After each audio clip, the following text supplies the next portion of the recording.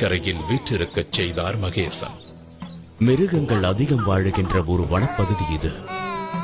எங்கே ஒரு குழந்தை இருக்கிறது என்றால் என்ன அர்த்தம்? அந்த ஆண்டவன் தான் என் பிரார்த்தனையை கேட்டு கருணையுடன் அனுப்பி வைத்திருக்கிறார்.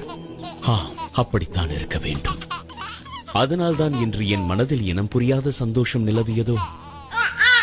இறைவா, உனக்கு நன்றி.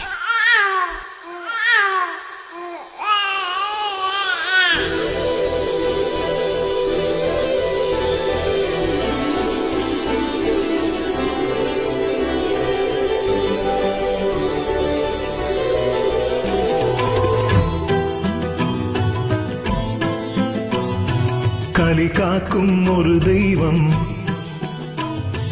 ஐயப்பன் அவதாரம்.